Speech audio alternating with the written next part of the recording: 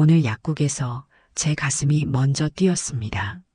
심장이 아픈 줄 알았는데 그 사람 때문이었더라고요. 안녕하세요. 제 이름은 박정옥, 올해 67입니다. 서울에서 평생 살다가 남편이 떠난 뒤 이곳으로 혼자 내려왔죠. 시골도 아니고 도시도 아닌 어정쩡한 이 동네. 조용하고 무난한 게 저한텐 딱이었어요. 혼자 사는 나이에 새로 적응해야 할 것도 많더라고요. 그 중에서도 가장 큰 변화는 제 건강이었습니다.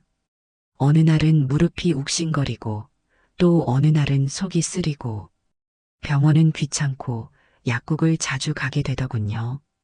그 약국, 그 사람이 있는 곳입니다. 처음 그 약사님을 본 건 봄이 채오기 전 쌀쌀한 날이었어요.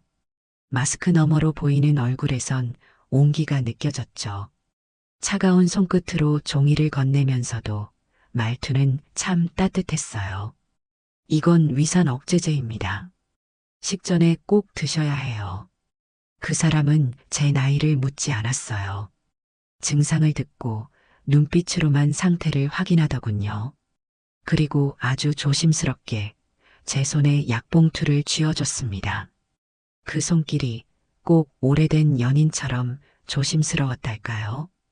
그날 이후 이상하게 그 약국만 찾게 됐어요. 그 다음부터는 일부러 증상이 없는데도 갔어요. 멀쩡한 속을 쓰리다 하고 목도 아프다 하고 제 스스로도 웃겼지만 그 사람을 보고 싶은 마음이 더 컸습니다. 어느 날은 그냥 그렇게 말해버렸죠. 선생님은 왜 항상 그렇게 조용하세요? 그 사람은 고개를 살짝 기울였어요. 그리고 미소 지으며 말하더군요. 말을 줄이면 환자 말씀을 더 잘 듣게 됩니다. 그 순간 저는 이상하게 얼굴이 달아올랐어요. 그 말이 꼭 저를 알고 있다는 듯한 말처럼 들렸어요. 그리고 그날이었어요. 장바구니를 들고 약국에 들어섰을 때 그 사람은 늘 그렇듯 조용히 고개를 숙이며 인사했죠. 오늘은 어떤 증상 있으세요? 전 대답을 못했어요. 아니, 못한 게 아니라 갑자기 눈이 마주친 순간 그 사람의 손끝이 약통을 잡는 모습을 보는데 숨이 멎는 줄 알았어요. 그 손이 지난밤 제 꿈속에서 제 손을 잡던 그 손이었거든요. 그날 이후로 전 자꾸 꿈을 꿉니다. 그 사람과 나란히 걷는 꿈. 그 사람에게 머리를 기대는 꿈. 그리고 그 사람의 손이 제 뺨을 스치는 꿈. 꿈속에서 느껴지는 감정이 너무 선명해서 아침에 눈을 뜰 때마다 당황하게 됩니다. 내 나이에 이런 감정을 느끼는 게 이상한 건가 싶기도 하고요. 며칠 전엔 약을 고르던 제 손이 미끄러져 떨어졌어요. 그 사람이 얼른 다가와 제 손을 덥석 잡았죠. 떨어진 약은 그대로인데 우리 손은 한참이나 그대로였습니다. 괜찮으세요? 그 한마디에 제 심장은 또 뛰기 시작했어요. 왜 이 사람 앞에만 서면 젊은 시절의 나로 돌아가는 것처럼 가슴이 이렇게 뛰는 걸까요? 그날 밤 전 처음으로 화장을 지우지 않고 잠들었습니다. 거울 앞에서 오랜만에 립스틱을 꺼내봤고요. 그리고 결심했어요. 내일도 그 약국에 가야겠다고. 약이 아니라 그 사람을 보러요. 그날 이후로 전 이상하게 더 자주 거울을 보게 됐습니다. 볼이 푸석해진 건 아닌지, 머리가 너무 헝클어지진 않았는지, 마치 첫 데이트를 앞둔 사람처럼 아침마다 옷을 갈아입다 말고 다시 입곤 했죠. 별일 아닌데 마음이 붕 떠 있었어요. 그날은 유독 바람이 매서운 날이었습니다. 모처럼 머리도 감고 블라우스에 코트까지 챙겨 입고 나섰죠. 약국 문을 열고 들어선 순간 그 사람은 고개를 살짝 들더니 짧게 인사했습니다. 어서 오세요.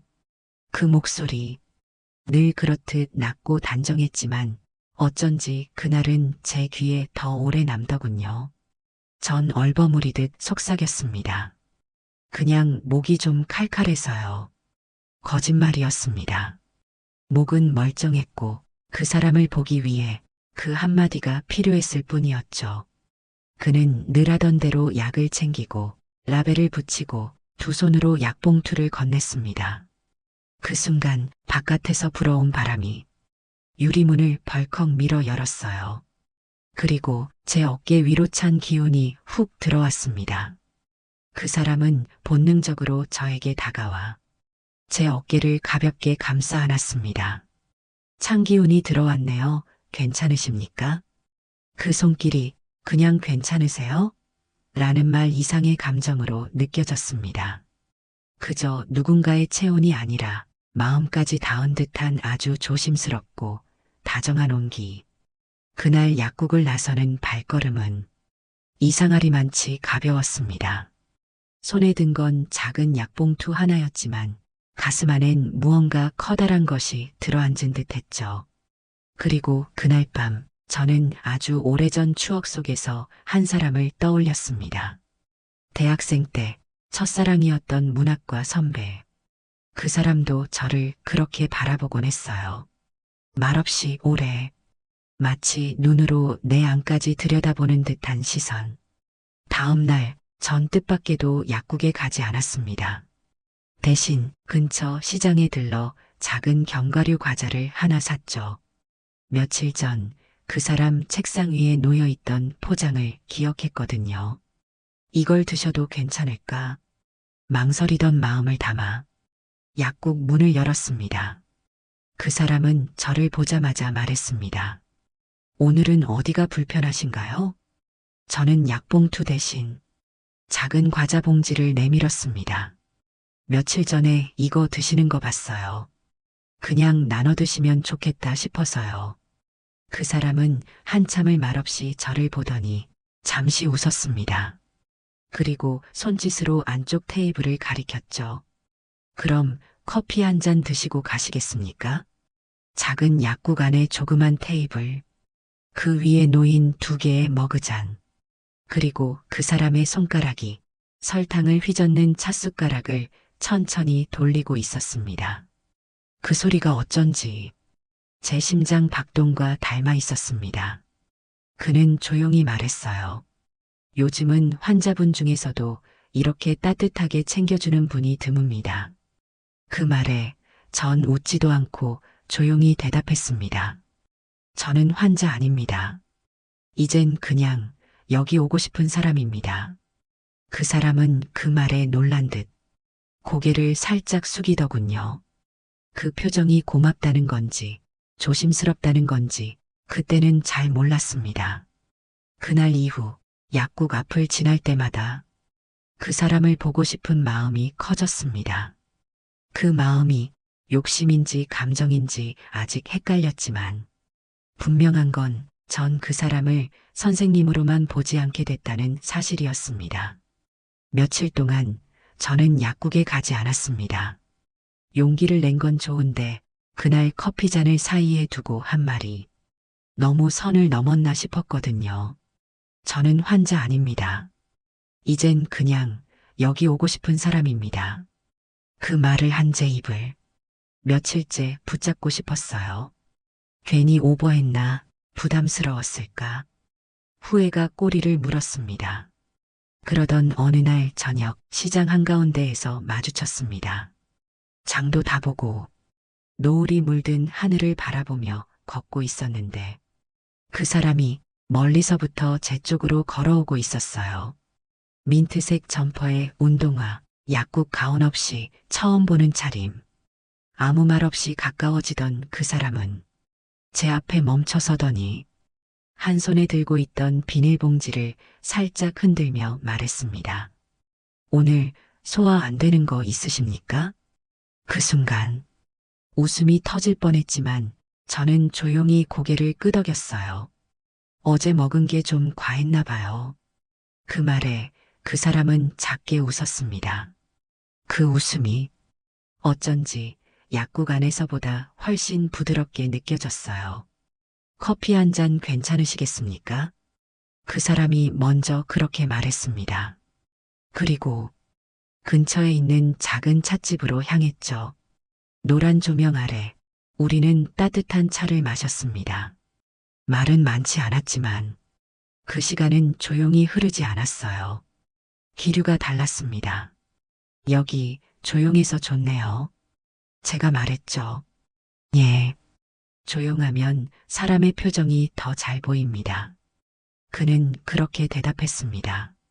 그 말을 듣는 순간 숨이 가빠졌습니다. 그 사람은 지금 제 표정을 보고 있었던 걸까요? 무슨 표정이었을까? 나도 몰랐는데, 찻집을 나서는데 갑자기 비가 쏟아졌습니다. 갑작스런 소나기에 우리는 작은 처마 밑으로 뛰어들었죠. 비는 점점 굵어졌고 두 사람의 거리도 자연스럽게 가까워졌습니다. 그 사람은 자신의 점퍼 지퍼를 올리며 말했어요. 감기 걸리시겠습니다. 그리고 본능적으로 제 어깨에 손을 올렸습니다.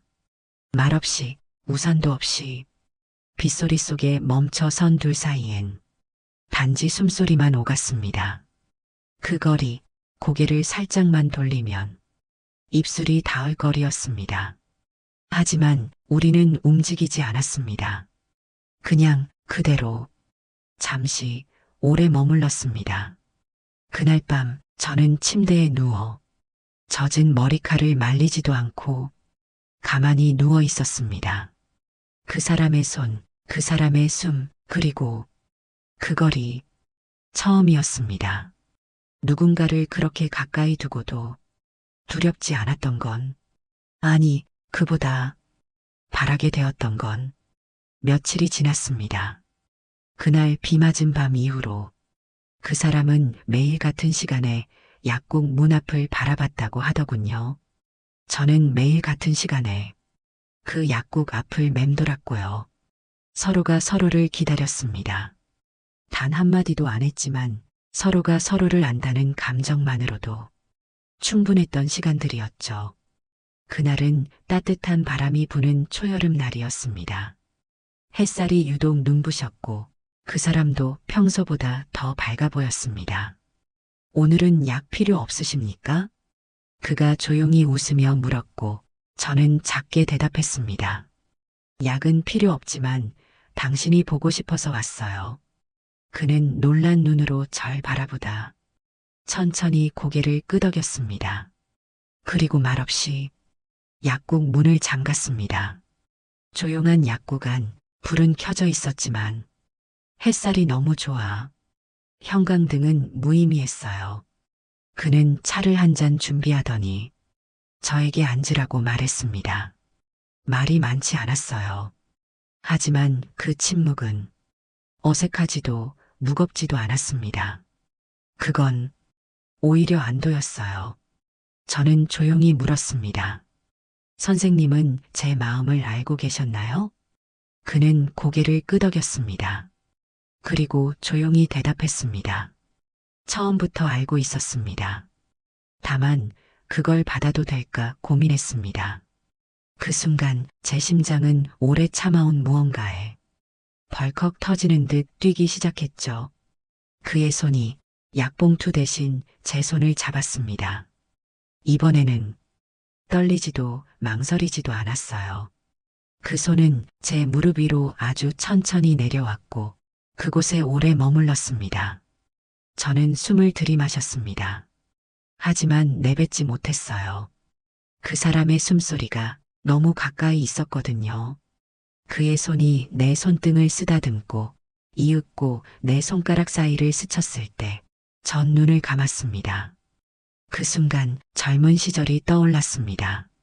한 번도 말하지 못했던 감정들, 포기했던 사랑들, 그리고 다시는 없을 거라 믿었던 설렘들. 그 모든 것이 그 사람의 손끝에서 다시 피어났습니다. 그날 우리는 아무 말 없이 서로를 바라보았습니다. 그리고 아주 조용히 서로에게 몸을 기울였습니다. 입술이 닿기 직전 그는 마지막으로 말했어요. 지금 돌아가셔도 됩니다.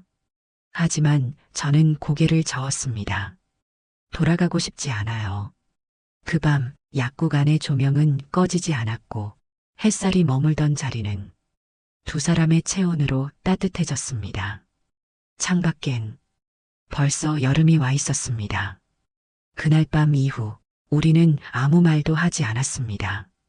연락을 주고받지도 다음 약속을 정하지도 않았죠. 그런데 이상하게 서운하지 않았습니다. 어색하지도 않았습니다. 그저 그 사람의 체온이 아직 제 몸 어딘가에 남아있는 것 같았거든요. 다음 날 아침 익숙한 조깅복 차림의 그 사람을 약국 앞에서 마주쳤습니다. 그 사람은 어제와 똑같은 목소리로 말했습니다. 오늘은 어떤 증상 있으십니까? 저는 웃으며 대답했습니다. 심장이요. 이상하게 당신 보면 자꾸 두근거리거든요. 그 사람은 아무 말 없이 작게 웃었고 우리는 함께 걸었습니다. 한강 둔치 근처를 천천히 걷고 커피를 한 잔 사서 벤치에 나란히 앉았습니다. 그 사람은 제 손을 가만히 잡았고 저는 그 손 위에 다른 손을 얹었습니다. 그 순간 저는 깨달았습니다. 이건 불꽃 같은 감정이 아니었어요. 설레고 뜨겁고 아찔했던 그날 밤을 지나 이제는 마음 깊숙이 스며든 따뜻함이었습니다. 걷다 보니 그 사람의 동네 근처까지 오게 되었습니다. 커피 한 잔 더 하시죠. 그의 말에 전 고개를 끄덕였습니다. 그의 집은 단정했습니다. 책이 많고 조용한 클래식 음악이 흐르고 있었습니다. 나는 신발을 벗고 들어서며 괜히 발끝을 모았습니다. 그 사람과 한 공간에 있는 이 상황이 아직도 어색하고 조금 떨렸거든요. 앉으세요. 그 말에 거실 소파에 앉았고 그는 주방에서 커피를 내리고 있었습니다. 향긋한 커피 향과 함께 작은 도자기 잔을 건네받았을 때 우리의 손끝이 또 한 번 스쳤습니다. 그 손길에 이젠 놀라지도 않았어요. 대신 안도했죠. 선생님, 저는 조용히 말을 꺼냈습니다. 이건 그냥 스쳐가는 감정은 아니죠? 그는 고개를 끄덕였습니다. 저도 그렇게 믿습니다. 그래서 조심스럽고 그래서 더 소중합니다. 우리는 그날 소파에 나란히 앉아 음악을 들으며 긴 말을 하지 않았습니다. 어깨가 닿고 숨소리가 겹치고 눈을 감으면 마치 세상에 둘만 있는 것 같았습니다. 그 따뜻한 오후 햇살과 숨결 속에서 나는 다시 사랑이라는 걸 믿게 됐습니다. 그 사람의 집을 나선 지 며칠이 흘렀습니다. 그날 이후로도 우린 자주 만났지만 이상하게도 서로를 더 조심하게 되더군요. 손을 잡을 때도 눈을 마주칠 때도 그 사람은 언제나 한 박자 느렸고 그 느림 속에 담긴 배려가 저를 더 설레게 했습니다. 어느 날 제가 먼저 물었습니다. 혹시 저녁 드셨어요? 그 사람은 조용히 웃더니 고개를 저었습니다. 아직입니다.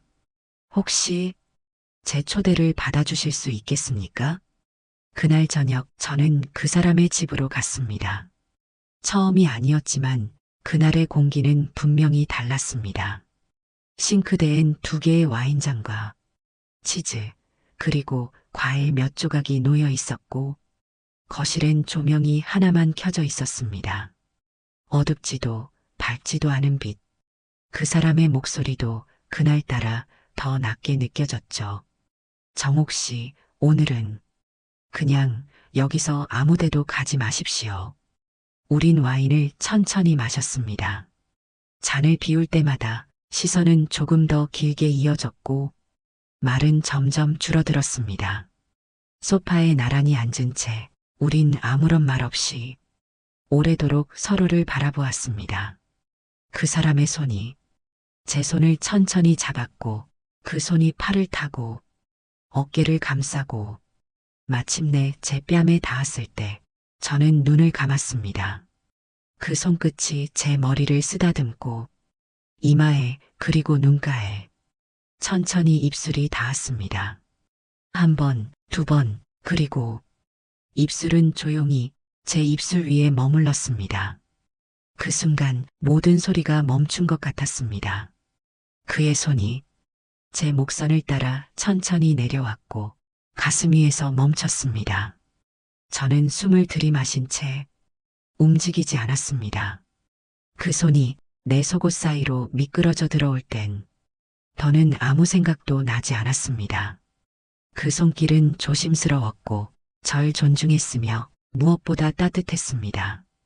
옷이 벗겨졌을 때 창밖엔 작은 바람이 불고 있었고 그 바람 소리보다 우리의 숨소리가 더 크게 들렸습니다. 그 사람의 입술이 제 가슴 위를 조용히 지나갈 때 저는 평생을 참아온 무언가가 눈물처럼 밀려나오는 걸 느꼈습니다. 한 번도 이렇게 사랑받았던 적이 없었습니다. 젊은 시절의 결혼 생활에선 의무나 형식이 먼저였고 감정이 아닌 시간이 몸을 움직이게 했습니다. 하지만 지금 그 사람의 손길은 내가 여자로 존재한다는 걸 몸 깊숙이 깨닫게 해주었습니다. 그는 천천히 제 위에 몸을 눕혔고 우리는 말없이 서로를 끌어안았습니다. 삐걱이는 소리 하나, 식은 이마 위에 땀방울, 몸과 몸이 겹쳐진 경계에서 우리는 마침내 하나가 되었습니다. 고통도 불편함도 없었습니다. 오직 온몸을 채우는 따뜻한 울림만이 그 자리에 있었습니다. 그 밤 우리는 정말 한참을 서로 안고 있었습니다. 잠들기 전 그 사람은 제 손을 잡고 말했습니다. 정옥 씨, 오늘 제 인생에서 가장 따뜻한 날이었습니다. 저는 대답하지 않았습니다. 그저 그의 손을 꼭 쥐었습니다. 말보다 진심은 손끝에서 더 잘 전해지니까요. 그리고 그 다음 날 아침, 해가 창가에 스며들 무렵, 우린 나란히 앉아 차를 마셨습니다. 내려앉은 옷, 어젯밤의 흔적, 그리고 말없이 오고 가는 미소.